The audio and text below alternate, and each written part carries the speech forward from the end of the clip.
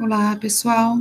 Vamos dar sequência aos nossos planos de estudo, tutorado, de História, sexto ano, volume 4. São 4 semanas de estudo. Na primeira semana, Hebreus, Fenícios e Persas, do Oriente para o Ocidente, na página 59. Na segunda semana, nós vamos estar estudando a China e a Índia no mundo antigo. Na terceira semana, a formação da civilização grega e seus períodos. E na quarta semana, vamos estar estudando sobre a Grécia Antiga, do militarismo de Esparta à formação da cultura. Então, são 4 semanas de estudos. Primeira semana, a invenção do mundo clássico e o contraponto com outras sociedades. Povos da antiguidade, da África, os egípcios, no Oriente Médio, mesopotâmicos e nas Américas pré-colombianas. Então, essa é a semana número 1. O Hebreus e Fenícios, do Oriente para o Ocidente. Nas aulas anteriores, você descobriu que as primeiras sociedades complexas surgiram na Mesopotâmia, com destaque para os povos sumérios e babilônicos. No entanto, ao longo dos séculos, outros povos dominaram a região, estabelecendo suas políticas e deixando heranças culturais para gerações futuras. Esses povos foram os acádios, os assírios e os caldeus. Por volta do ano de 2000 a.C., um povo de origem semita, fazendo referência ao personagem bíblico, Sem, aqui filho de Noé, que segundo a tradição religiosa teria originado os povos provenientes do deserto da Arábia, deixaram a cidade de Ur, na Suméria, cruzando o rio Jordão e dirigindo-se às terras férteis de Canaã, sob a liderança de um chefe tribal que acumulava as funções de líder religioso, de líder político e jurídico. Os hebreus, como ficaram conhecidos, eles dominaram toda a região, vivendo de pastoreio e criação de gado. Esse regime político ficou conhecido como patriarcado, segundo Abraão, Isaac e Jacó, os patriarcas dos hebreus. Então, por volta de 1600 a.C., uma grande seca em Canaã forçou os hebreus a migrarem para o Egito, onde suas gerações viveram escravizados por aproximadamente 450 anos. Em meados de 1250 a.C., um líder hebreu chamado Moisés liderou a partida de seu povo do Egito em direção a Canaã. Esse movimento de retorno foi chamado de Êxodo. Ao longo dos anos, tiveram que guerrear contra os povos cananeus que haviam dominado a região. Diferentes formas de governo foram criadas. Em primeiro momento, um juiz era escolhido para liderar cada uma das 12 tribos que existiam. Posteriormente, esse poder dos juízes foi concentrado nas mãos de um único monarca, que seria rei de todo o povo hebreu. E ao longo dos anos, o domínio hebreu na região foi diminuindo, sendo que esses escravizados pelos persas e posteriormente pelos romanos. Eles partiram definitivamente da região por volta do ano 70 depois de Cristo, no que ficou conhecido como a diáspora judaica. O fato mais marcante da cultura do povo hebreu, diferenciando-se dos demais povos surgidos no Oriente Médio, foi sua religião. Ao contrário dos demais povos que floresceram na Mesopotâmia, Arábia e Palestina, até aquele momento eles eram politeístas, ou seja, acreditavam em vários deuses, cada um tendo seu próprio nome e representação. Já os hebreus, eles eram monoteístas, acreditando somente em um único Deus, que segundo a tradição religiosa não deveria ter imagem representada. É o monoteísmo, a crença em um único Deus, diferente dos politeístas. Outro povo antigo que, de origem semita, se destacar no Oriente Médio, era chamado de fenícios. Essa sociedade estabeleceu-se numa estreita faixa de terra entre o mar Mediterrâneo e as montanhas do atual Líbano, por volta de 3.000 a.C. Com poucas terras férteis e uma localização geográfica inserida nas rotas comerciais entre Europa, Oriente Médio e Egito, os fenícios tornaram-se importantes mercadores da região. As terras da Fenícia eram abundantes de uma árvore chamada cedro, cuja madeira era muito utilizada na construção de navios e embarcações. A madeira associada à posição geográfica favoreceu a condição de grandes marinheiros por parte dos fenícios. Com bons navios e excelentes na arte do comércio, este povo estabeleceu postos comerciais ao longo do Mediterrâneo, rivalizando em algumas ocasiões com os romanos. Apesar de falarem a mesma língua, terem a mesma cultura e religião, as cidades fenícias eram independentes politicamente entre si. Cada uma tinha seu próprio rei, sua economia, suas vilas e estruturas. Cidades fenícias importantes como Sidon, Biblos, Tiro, que experimentavam a política autônoma dentro de uma sociedade maior e de mesma origem e cultura, eram chamadas cidades-estados. O que são cidades-estados? São cidades autônomas, autossuficientes, ela tem um exército próprio, um governo próprio, são cidades-estado. As viagens comerciais dos fenícios, convivendo com outros povos e necessitando estabelecer com eles uma comunicação mais simples e clara, levou à criação de um novo alfabeto de 22 caracteres, 100 vogais, onde cada letra representava os sons da fala, idioma dos fenícios. Ao longo dos anos, serviu de base o alfabeto grego, depois latino, que é a origem da língua portuguesa. Atualmente, o alfabeto fenício é utilizado em quase todo o mundo ocidental. Por volta de 1500 a.C., nas terras que hoje compreende o Irã, existiam duas civilizações de origem indo-europeia, que eram os medos e os persas, melhor estabelecidos nas terras férteis e dominantes da metalurgia. Os medos expandiram seus territórios, dominando vários povos, inclusive os persas. Somente por volta de 550 a.C. é que Ciro, o rei da Pérsia, conseguiu vencer os medos, unificando os dois povos. Sob o domínio de Ciro, o Império Persa expandiu seus territórios, dominando regiões da Babilônia, aqui, e algumas cidades gregas. Seu filho, Cambises, governou de 529 a.C. a 522 a.C. e expandiu o domínio persa até o Egito. Seu sucessor foi Dário I, continuou expandindo o império, aumentando seus territórios, considerado grande administrador. Dário dividiu o território persa em várias áreas administrativas, chamadas de saprátrias, onde seus governantes ou satrapas iriam administrá-las de acordo com as ordens do rei.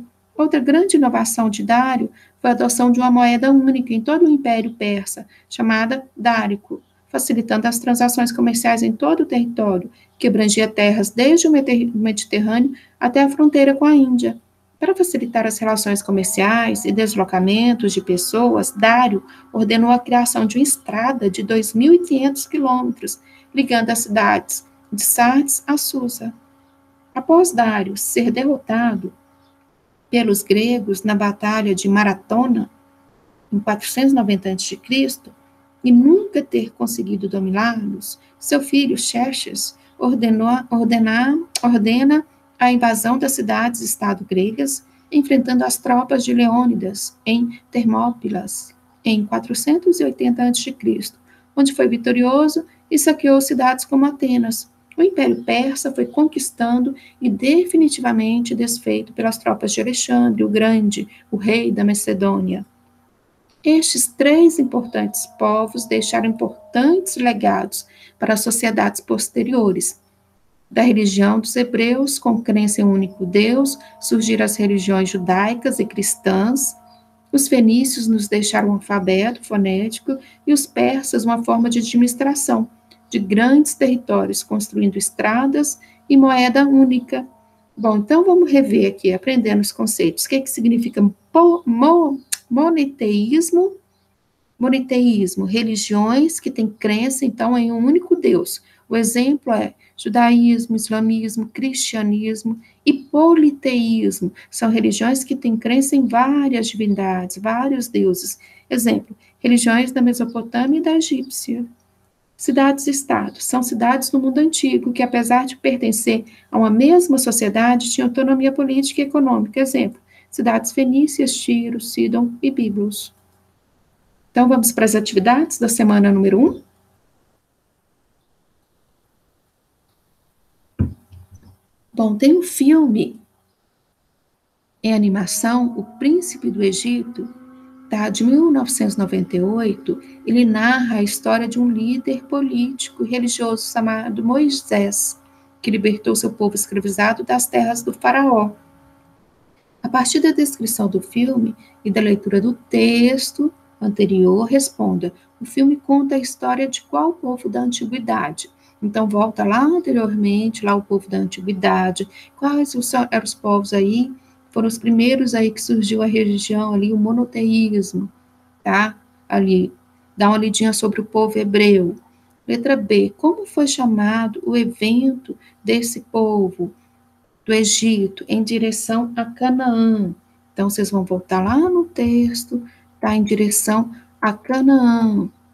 Olha, vamos rever, por volta de 1600 a.C., uma grande seca em Canaã forçou os hebreus a migrarem para o Egito, onde suas gerações viveram escravizadas por aproximadamente 450 anos.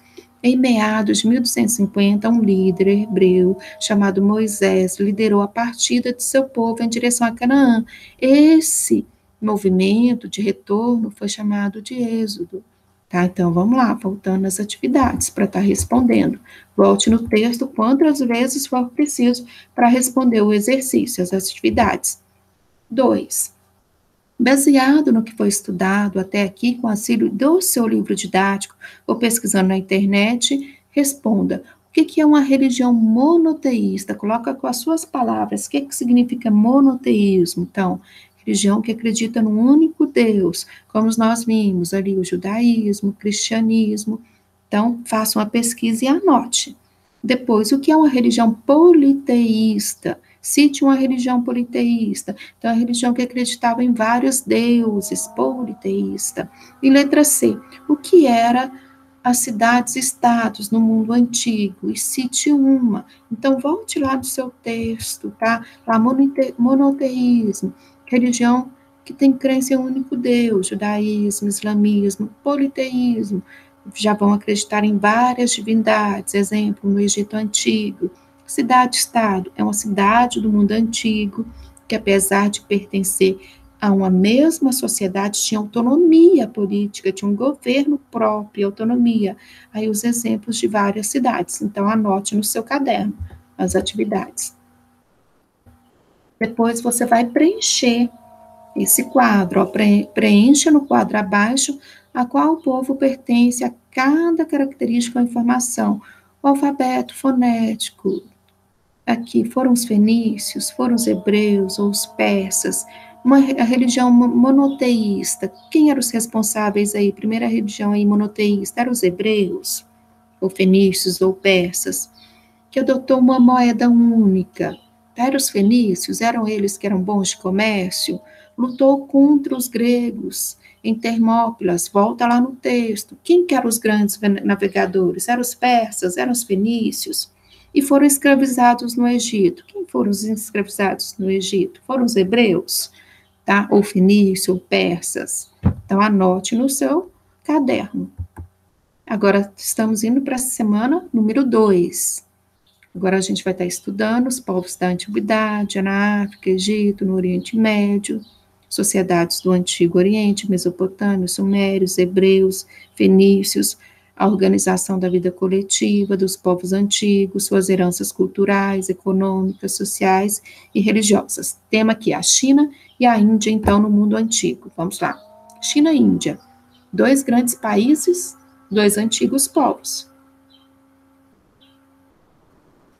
Quando falamos em civilizações antigas, geralmente lembramos dos mesopotâmios, dos hebreus, fenícios, dos egípcios. No entanto, nunca poderemos deixar de citar a civilização chinesa. Estima-se que comunidades foram se desenvolvendo ao longo das margens dos rios, do Rio Amarelo, tá, e do Rio Azul, por volta de 7.000 a.C. e 5.000 a.C., inicialmente vivendo do cultivo de arroz e outros cereais. Os habitantes dessas localidades aproveitaram-se da grande fertilidade das terras, ocasionada pelas cheias dos grandes rios. Ao longo dos anos, foram domesticando animais, como cachorros e porcos, e dominando a arte da metalurgia, e fabricando ferramentas de bronze, provavelmente por volta de 3.000 a.C. a 1.800 a.C. Ao longo dos anos, a sociedade chinesa passou a ser governada por reis de longas dinastias, sucessão de membros de uma mesma família no poder. Isso são dinastias, tá?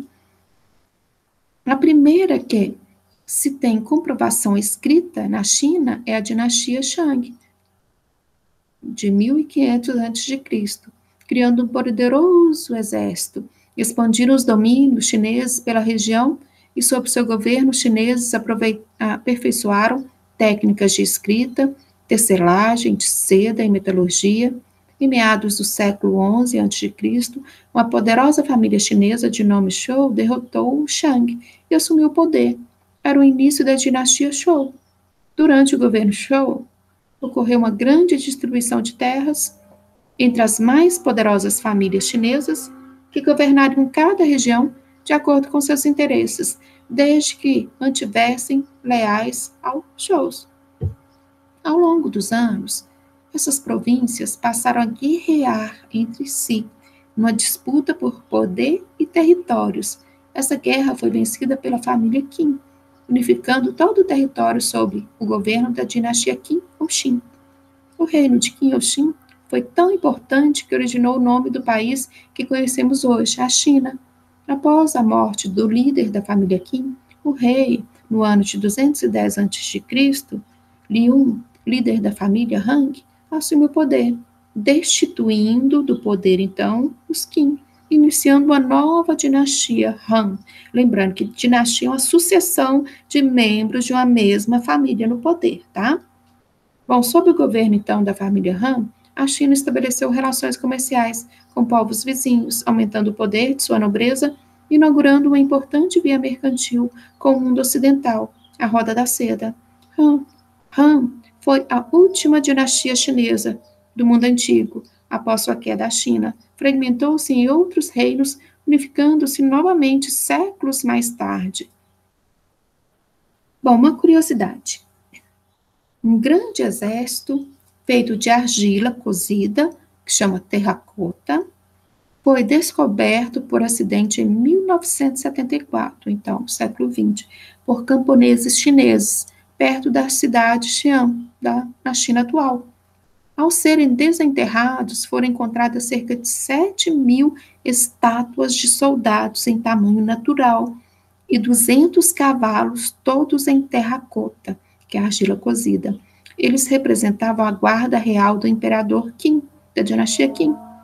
Seus soldados foram encontrados a menos de 2 quilômetros de sua tumba. Outra grande obra arquitetônica iniciada durante a dinastia Qin foi a Grande Muralha da China, com quilômetros e quilômetros de extensão e cerca de 7 metros de altura e 7 metros de largura. Serviu como proteção do território chinês de invasores vindo do norte. Ela levou cerca de 1.500 anos para ser terminada, sendo concluída somente no século VII depois de Cristo. Bom, para lembrar então, a região que chamamos de China atualmente passou a ser ocupada a 7.000 a.C. e 5.000 a.C., às margens do Rio Amarelo e Azul. Dinastia significa sucessão de membros de uma mesma família no poder. A escrita, o artesanato e obras arquitetônicas são grandes legados deixados pela civilização da antiga China. Rota da Seda, importante rota que ligava da China até a Europa, possibilitando então o comércio, as transações comerciais entre o Oriente e o Ocidente. Então vamos para a nossa atividade da nossa segunda semana. Bom, número 1. A China é uma das mais importantes civilizações da história da humanidade, datada de 7.000 a.C., passou por diversas transformações territoriais, políticas e econômicas ao longo dos séculos. Mediante as aulas sobre a civilização chinesa, responda. Letra A. Qual a importância dos rios Amarelo e Azul para o início do povoamento da região que hoje chamamos de China? Por que aqueles rios são importantes? Tá? Descreva aí no seu caderno. Bom, explique o que é uma dinastia.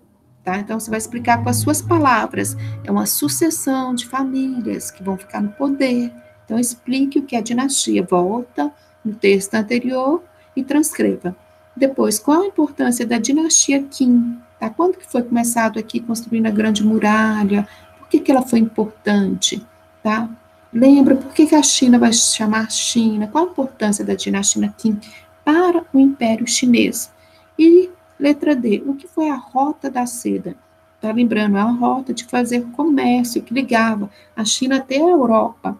Então, o que foi a Rota da Seda? Vamos lá, continuando. Outra grande civilização asiática, com origem por volta de 7.000 a.C., é a civilização indiana. Acredita-se que o Vale do Rio Indo começou a ser ocupado nesse período devido à grande fertilidade das terras próximas às margens dos rios, assim como ocorreu em outras civilizações do período mesopotâmico, egípcios e chineses. Uma sociedade com indícios de urbanização começou a florescer no local, com destaque para a cidade de Harappa, que data de 2600 a.C. A cidade era murada, com largas avenidas e com sistema de água e esgoto. Ali cultivava-se algodão, fabricava-se tecidos, artesanato e joias. Essa sociedade entrou em declínio no século XX a.C. e suas cidades foram abandonadas. Por volta de 1500 a.C., tribos nômades, originadas da Europa Oriental, dominaram a região da Índia, dando início a nova civilização, fixando-se ao longo do rio Ganges. A principal fonte de conhecimento desse período são as escrituras em formas de poema, denominado Vedas, ou livro do conhecimento em sânscrito.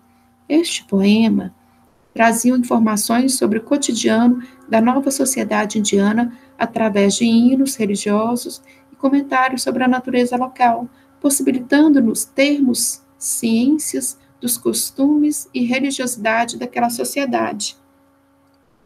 A nova sociedade indiana, sob a influência dos arianos, povos vindos da Europa Oriental, deu início à chamada sociedade de castas, onde cada habitante tinha um lugar social determinado de acordo com a hierarquia estabelecida.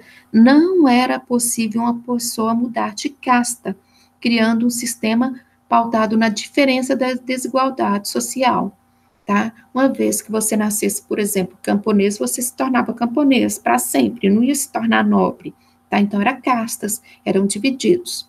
As castas eram brahmanes, formado por sacerdotes, e era uma casta dominante, controlando os rituais e ocupando os altos cargos do Estado. Kshatriyas, classe dos nobres e guerreiros, também eram da casta dominante. Vaixás, comerciantes e agricultores, embora pudessem ser ricos, não eram dominantes. Sudras, que eram os servos, os trabalhadores, que trabalhavam nas casas das castas mais altas, dos poderosos, dos ricos. Dalit eram sem casta, eram chamados de intocáveis e eram discriminados na sociedade. Ninguém podia tocar, eles eram mal vistos e discriminados, muito preconceito. Então, os piores trabalhos ficavam para eles. Bom, a sociedade de castas, associada à religiosidade do período dos Vedas, fez surgir uma religião poderosa na Índia, chamada de hinduísmo, criada na ideia da existência de uma divindade maior, o Brahma. Ela buscava justificar as diferenças sociais, dando a cada uma delas um papel determinante na sociedade. Bom, para os crentes dessa religião, a alma humana passaria por várias reencarnações, buscando se redimir dos erros das vidas passadas e atingir a liberdade final, o moksha. Portanto, para o hinduísta, cada ser humano deveria sempre buscar o caminho da iluminação, deixando para trás todo o sofrimento e quebrando os ciclos da reencarnação. Para justificar a sociedade de castas, os indianos antigos determinaram que cada casta era originária de uma parte da divindade suprema, o Brahma, conforme imagem abaixo. Determine a função de cada casta desta sociedade. Brahmanes, Kshatriyas, Vaishyas, Sudras. Então, volte no texto anterior e anote no seu caderno, aqui, as várias castas, como que elas eram formadas. Brahmanes, Kshatriyas, Vaishyas, Sudras. E anote no seu caderno. Agora vamos para a semana 3.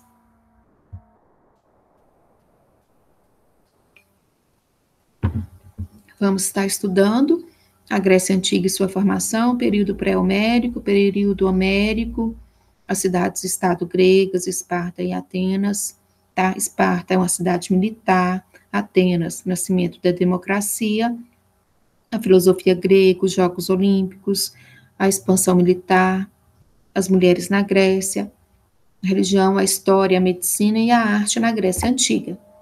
Da formação da civilização grega. Grécia Antiga, a civilização das ideias. Por volta de 1100 a.C., às margens do Mediterrâneo, na região conhecida como Balcãs, florescia uma das mais brilhantes civilizações da história da humanidade, a civilização grega. A Grécia, dos filósofos e pensadores, dos matemáticos, da mitologia, onde deuses tornavam-se humanos e humanos tornavam-se imortais, a Grécia dos Jogos Olímpicos, da política e da democracia.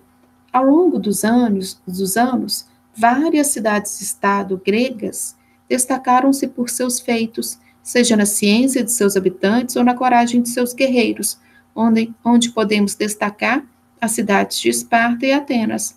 Para melhor compreender a história da formação dessa civilização, houve a necessidade de dividir sua evolução política e social em 5 períodos: período pré-homérico, período homérico, período arcaico, período clássico e período helenístico. O primeiro deles, o período homérico, compreende aproximadamente 2000 a.C. a 1100 a.C. e remonta à formação dessa civilização. Ao longo deste período, vários povos estabeleceram-se na região, com destaque inicial para os aqueus, os primeiros a desenvolver importantes centros urbanos, especialmente nas cidades de Micenas. Posteriormente, outros povos, como os eólios e os jônios, também fixaram na região, favorecendo o crescimento das relações dos micênios com a ilha de Creta, importante posto comercial do Mediterrâneo, uma sucessão de invasões, começando com aqueus invadindo os cretenses e finalmente os dórios, invadindo toda a região da Hélade, na Grécia. Desestabilizou-se a vida social existente e pôs fim ao que chamamos de período pré-homérico. Após a violenta invasão dórica, grande parte da civilização grega espalhou-se pelo continente europeu, naquilo que foi chamada a primeira diáspora grega. Os habitantes que ficaram na região invadida experimentaram uma grande ruralização da sociedade, ou seja, todo mundo no campo, rural. Era o início do período homérico. A vida urbana de antes das invasões deu lugar ao convívio de membros de uma mesma família, em uma propriedade de terra, onde todos trabalhariam e colheriam os frutos do seu trabalho, voltados essencialmente para a atividade agro-pastoril, então agrária, pastoril. Essas propriedades familiares foram chamadas de gêneros, e no princípio não havia distinção social. Ao longo dos anos, o número populacional dos gêneros foi crescendo, sem controle, e a vida dessas comunidades foi ficando mais complexa e mais tensa, sendo necessário centralizar a liderança política, judicial, administrativa e religiosa na figura de um líder que receberia o título de pater. Os habitantes que não eram tão próximos ao pater passaram a reivindicar melhores participações nas divisões de terras, gerando instabilidade política e social. Os gêneros passariam a ser controlados por aqueles que tivessem acesso às melhores armas e ferramentas. Ao longo dos anos, os gêneros diferentes foram se unindo, criando comunidades mais complexas chamadas de demos, colocando fim ao período homérico. Já no período arcaico, compreende 800 a.C. a 500 a.C. e marca a transição da vida rural, da sociedade, dos gêneros, para uma vida mais complexa, nos demos, onde as terras passaram a pertencer a uma elite privilegiada, excluindo a grande maioria dos habitantes sem posse, Estes habitantes, insatisfeitos com a vida sem privilégios, espalharam-se pelas demais ilhas gregas, ocasionando a segunda diáspora e criando importantes rotas comerciais entre essas localidades. Nos núcleos urbanos com poder centralizado, no elite privilegiada, o aumento populacional e o aumento das atividades econômicas revolucionou o modo de interação dos habitantes, criando as primeiras cidades-estado gregas, como foram denominadas, que são as polis. O período clássico já irá compreender as transformações políticas e marca o desenvolvimento autônomo, político e econômico das grandes polis gregas, das cidades, tá? Estados gregas, polis gregas, em especial a Esparta, Atenas e Tessália. Foi durante o período clássico que a sociedade grega das grandes cidades passaram a ocupar melhor os espaços públicos, onde filósofos encontravam-se para debater sobre questões políticas e econômicas, fazendo surgir as primeiras ideias sobre democracia. No período helenístico, que os gregos, eles não falavam eu sou grego, eles falavam os helenos, tá? O período helenístico marca o florescimento e difusão da cultura grega por outros continentes. O fator mais importante para que essa difusão acontecesse foi o domínio da Macedônia sobre os gregos a partir de 350 a.C., onde o rei Alexandre o Grande criou um império que chegava até as Índias. Atuou como grande divulgador da cultura dos gregos, dos helenos, a cultura helenística. Agora, um momento de curiosidade. A palavra política tem origem nas relações públicas entre os cidadãos dessas cidades, polis, tá? Essas grandes cidades, Esparta, Atenas, as polis. Portanto, sempre que um grego debatia ideias de interesse comunitário em espaços públicos, ele estava fazendo política. Para você lembrar, o período pré-homérico é marcado pelos grandes centros urbanos e atividades comerciais, como a Líria de Creta, Gênova, Grande, eram propriedades de terra, onde viviam membros de uma mesma família, no período homérico. Agora vamos para a atividade. Pesquise no seu livro didático ou na internet a definição dos seguintes termos gregos. Democracia. O que significa democracia? Democracia, gente, é um governo que é exercido pelo povo.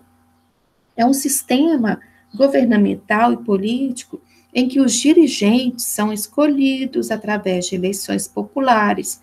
O Brasil é uma democracia. Então, é um regime que se baseia na ideia de liberdade, de soberania popular. É um regime que não existe aí desigualdades aqui ou privilégios de classe, aqui igual nas sociedades no hinduísmo, que você não podia mudar de classe, tá? E também em oposição à ditadura, tá? Porque os cidadãos, eles podem se expressar livremente. Então, aí o conceito de democracia. Tá? Depois, letra B, política. O que é política? Política é o nome que se dá para a capacidade do ser humano de criar diretrizes com o objetivo de organizar seu modo de vida. Essa palavra também faz menção a tudo que está vinculado ao Estado, ao governo, à administração pública, com o objetivo final de administrar o patrimônio público e promover o bem público, isto é, o bem de todos. Depois, a letra C. Qual que é o significado de aristocracia? Então, é uma organização sociopolítica que se baseia nos privilégios de uma classe só social. É composta por pessoas nobres, que elas dominam, monopolizam o poder. Por exemplo, nobreza. Depois, diáspora. O que é diáspora? É a separação de um povo ou de muitas pessoas por diversos lugares. Geralmente é causada por uma perseguição política, pode ser uma perseguição religiosa. Então, é a separação, por exemplo, a separação do povo judeu, que durante séculos se espalhou por todo o mundo. Então, coloque essas definições aí no seu caderno. Continuando, agora a questão 3. Leia o trecho do artigo e responda. A ideia de uma história antiga foi desenvolvida por pensadores europeus do Renascimento. Para eles, a história antiga do seu mundo. A história antiga, então, era do seu mundo. Mas é ainda a história antiga do nosso mundo, aqui no Brasil? De fato, a própria ideia de história antiga representa uma visão europeia, tá? Do continente aqui europeu, da história, um certo modo de ver a história mundial, de uma perspectiva europeia. Em escolas e universidades brasileiras, a história é ensinada como uma sucessão de evolução, tá? Da antiguidade até o mundo contemporâneo. É uma sucessão evolutiva que chega ao presente, seguindo certos períodos, pré-história, depois tem a história antiga, tem a história medieval, a época dos castelos, da nobreza, rei, rainha, e a moderna, a época das navegações, dos piratas, e a contemporânea, que é a nossa. Então, só existe história na Europa, até mesmo o Brasil nas Américas, só são incluídos depois de sua descoberta, entre aspas, pelos europeus. Isto é, só quando se tornam parte da história da Europa. O Império Romano, que constituiu a maior parte, a maior unidade política dentro do que chamamos história antiga, incluiu áreas que ninguém hoje definiria como europeias, que é o norte da África, do Oriente Médio, talvez a Turquia. Então, o texto está chamando a atenção para quê? Que geralmente a gente fala que o Brasil começou o quê? Na idade aqui moderna, na época das navegações, e o pessoal acaba não estudando a nossa história antiga, tá? Dos ameríndios, dos nativos, dos nossos antigos aqui, que viviam antes do europeu chegar aqui, que não foi descoberto, já tinha pessoas que moravam aqui. Então, letra A versão da história antiga, criada pelos europeus, representa bem a história do mundo ou a do Brasil? Não, porque ela não fala como que era a história dos nativos aqui, tá? Ela acaba falando a partir do momento que eles vieram para cá. B. O que era considerado clássico antigo para os europeus do Renascimento pode ser considerado clássico para as pessoas da nossa sociedade também? Justifique. Então, coloque aqui a sua opinião. Depois, semana 4. Ainda continuando, estudando dentro da Grécia Antiga, o militarismo de Esparta e a formação da cultura ocidental. Então, vamos lá. Tema: Grécia Antiga. Do militarismo de Esparta, formação da nossa cultura, do Ocidente.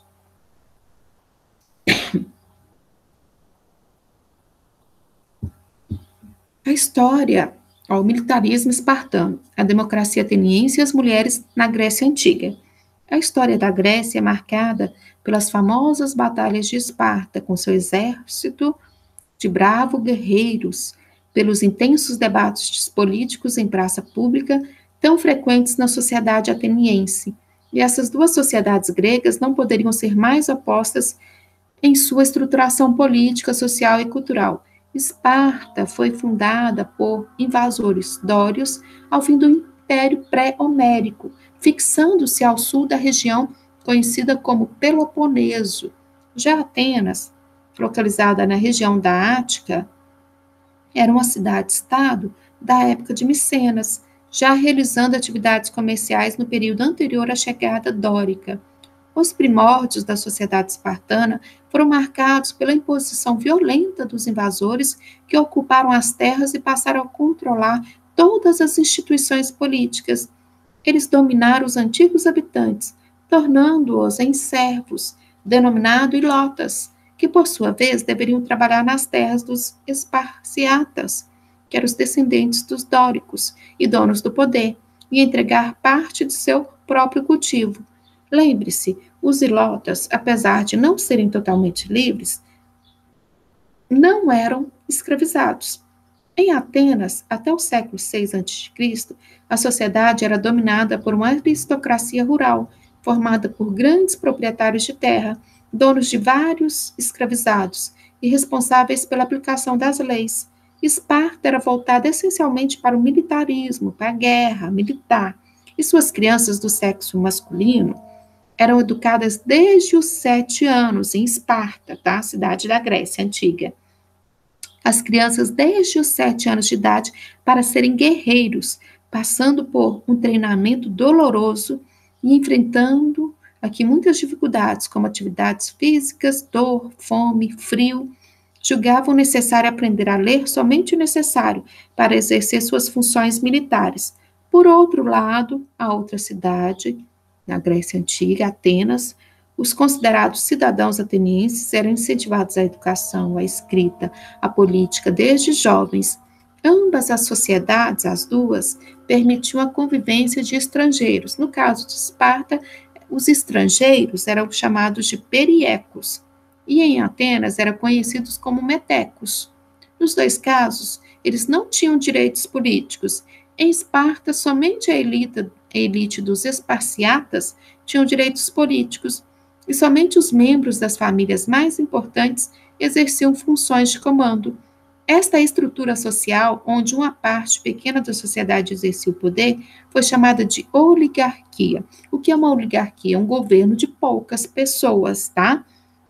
Em Atenas, após tentativas de reformas políticas mais populares, comandadas por dois de seus líderes, Solon e Clístenes, ocorreu uma maior participação política de todos os considerados cidadãos atenienses. Essa estrutura ficou conhecida como democracia, governo do povo. Enquanto Esparta era governada por dois reis, e sua sociedade era legislada por um conselho de nobres, que eram chamados de anciãos, chamados gerúsia, só os pessoal mais velhos, anciãos, tá? Que faziam parte dessa gerúsia. Atenas, a partir de Solon, era liderada, legislada pela eclésia. A eclésia era uma assembleia formada por todos os cidadãos. A participação social das mulheres também ocorreu de forma diferente nessas duas sociedades, de Esparta e de Atenas. Enquanto em Atenas as mulheres não tinham convívio permanente com os homens da sociedade, vivendo inclusive em aposentos diferentes, sendo treinadas desde cedo para exercerem funções domésticas, em Esparta as mulheres eram incentivadas a participar dos debates políticos, dedicando-se às atividades físicas e sempre próximos aos homens. Bom, mediante o que você aprendeu sobre as sociedades de Esparta e Atenas, vamos fazer as atividades. Então, vamos preencher o quadro abaixo, formando a característica de cada uma dessas duas cidades que vocês aprenderam. De Esparta, que era uma cidade guerreira, e Atenas, que já era uma sociedade dedicada mais ao pensamento, à filosofia. Então, qual que era a sociedade militarizada? Pensem um pouquinho. Era Esparta ou Atenas? Qual que era a cidade guerreira? E legislada pela Gerúsia. Volta lá no texto. Qual que era a Gerúsia, gente? Leia o texto novamente para responder, tá bom? Então, Gerúsia aqui, Esparta, ela tinha aqui, olha aqui. Enquanto Esparta era governada por dois reis e sua sociedade era legislada por um conselho de nobres, anciãos, chamado Gerúsia. Em Atenas, já era legislada pela eclésia. Então, você vai responder aí na frente, Gerúsia, não é? Esparta, controlada por uma aristocracia. Qual aristocracia aqui? E quem era governada por uma oligarquia, que é um governo de poucos? Eu acho que era Esparta, não é? Bom, legislada pela eclésia, era Atenas? Eu acho que sim, mas não tenho certeza, volta lá no texto. As mulheres circulavam livremente. Já que Esparta era uma cidade guerreira, todo mundo ia para a guerra, os homens, então as mulheres elas tinham mais liberdade, elas inclusive se dedicavam até ao comércio. Já as mulheres sem participação política é de Atenas, tá? Então, agora a questão número 2. Atualmente, a grande maioria dos países ocidentais vive em regimes considerados democráticos e defendem a democracia como fator essencial para a vida pública de suas sociedades. Sabendo que este conceito surgiu em Atenas no século VI a.C. e que nações como o Brasil são adeptos desse regime da democracia, escreva o que você entende como democracia na atualidade. Então, o que você compreende como democracia? Tá? Seus pais participam da política? Vocês também discutem alguma coisa sobre a política, sobre o governo? Tá? Tem eleições?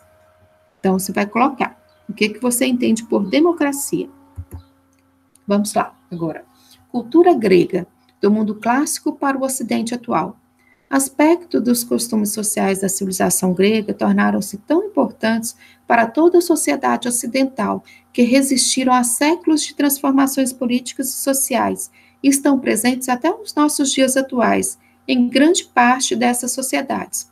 Começando pela religião grega, comum em todas as cidades-estados, tais como Esparta, Atenas, Corinto e Olímpia, apesar da autonomia política e econômica que cada um experimentava, os gregos de toda a Elade tinham crenças em vários deuses, configurando sua religião como politeísta, crença em vários deuses. De acordo com a teoria religiosa, as divindades gregas residiam no topo do Monte Olimpo, de onde vigiavam e julgavam as ações dos seres humanos, e por outra vez desciam à terra, interagiam com eles, especialmente nas cidades de sua proteção.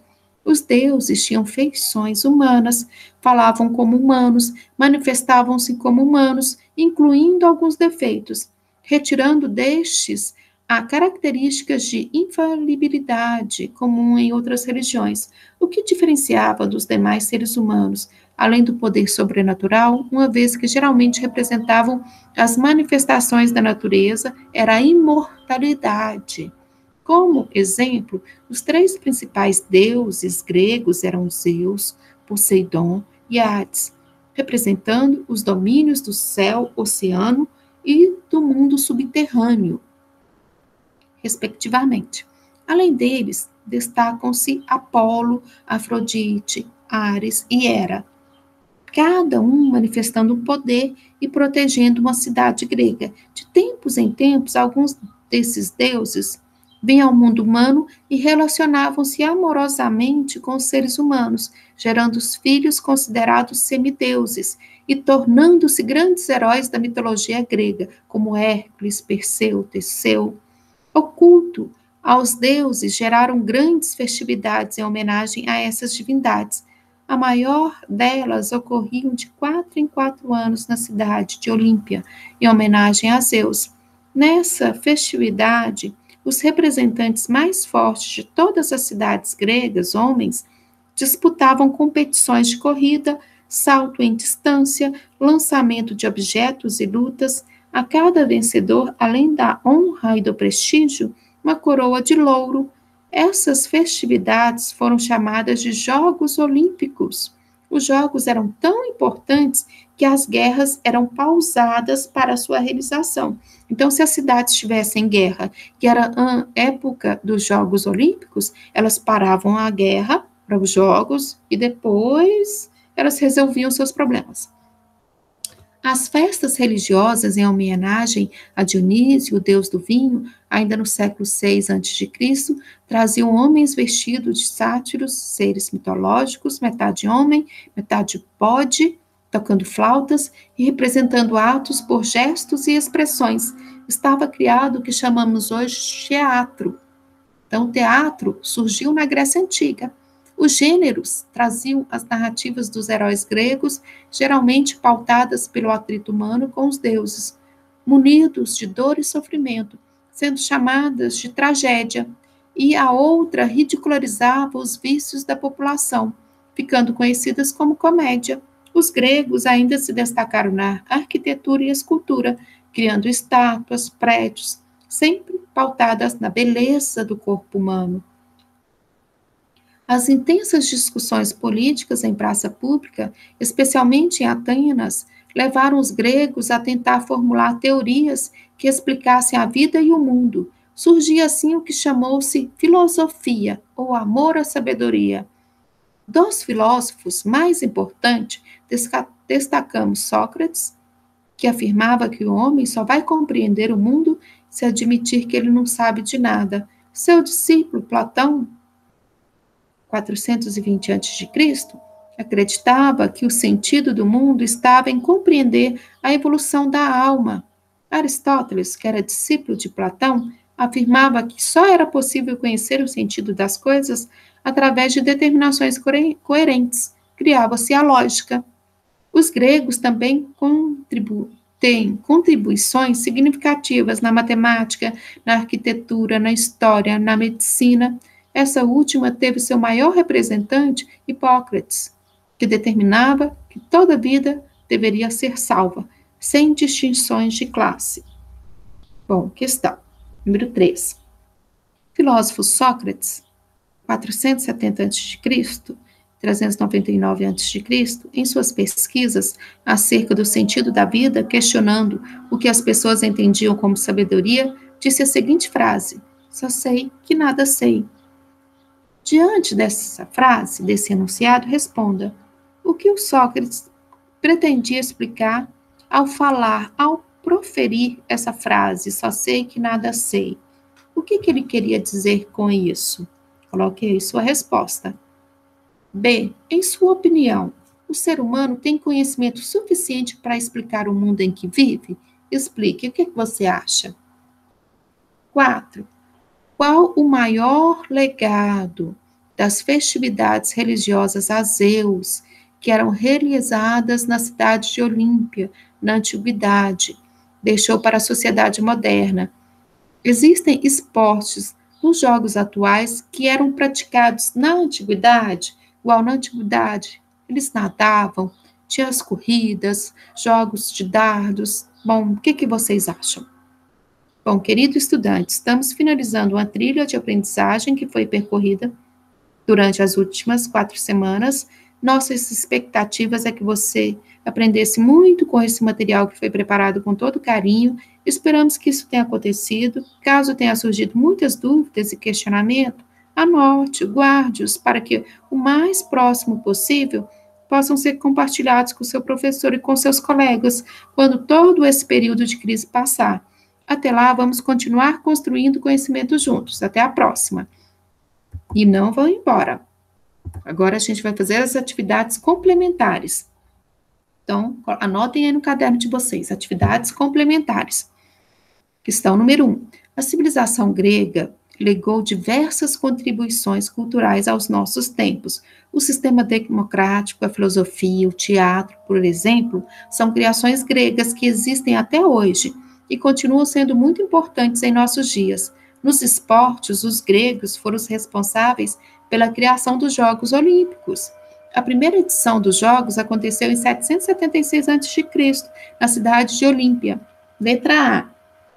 Como eram os jogos antigos aí, os antigos jogos gregos, e por que eles aconteciam? Resposta A. Os Jogos Olímpicos eram disputados em homenagem a Zeus e ocorriam de 4 em 4 anos.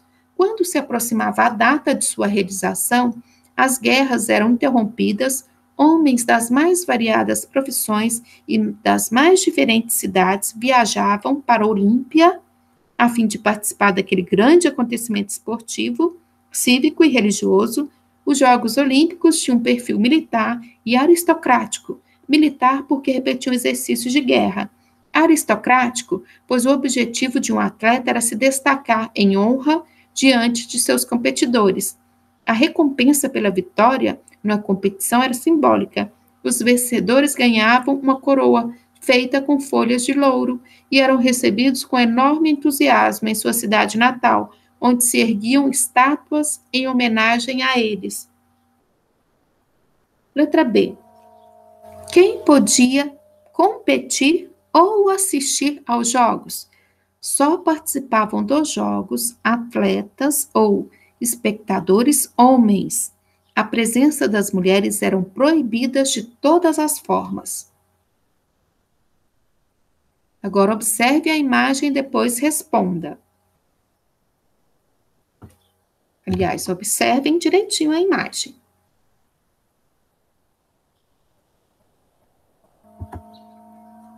Letra A. Exercício número 2. Todos nós sabemos que o divertimento e o lazer são aspectos fundamentais para a vida das pessoas. No entanto, os espetáculos públicos promovidos na Roma Antiga tinham um interesse específico. Qual era esse interesse? Resposta. A promoção dos espetáculos públicos gratuitos na Roma Antiga contribuía para o controle das massas de plebeus, do povão, desocupados, tá? Nem todo mundo tinha trabalho. Haja vista que desviava em parte o foco da atenção dos problemas sociais que a cidade e o império apresentavam. Então, sempre tinha esses interesses aqui, esses espetáculos públicos, é como se fosse hoje a televisão, tá? A pessoa fica ali horas vendo televisão, não lê um livro, não estuda, tá? E não sabe o que está acontecendo na política. Então, a mesma coisa eram esses espetáculos que aconteciam lá em Roma, tá? Eram meses e meses de espetáculos, os gladiadores. As pessoas iam assistir e não sabiam o que estava acontecendo na política. Letra B. Como ficou conhecida na história da política de promoção de espetáculos feito em Roma?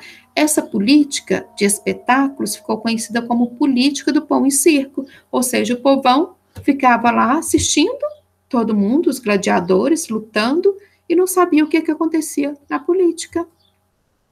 Agora vamos lá, uma pesquisa. Vocês vão fazer uma pesquisa e colocar aí no caderno de vocês.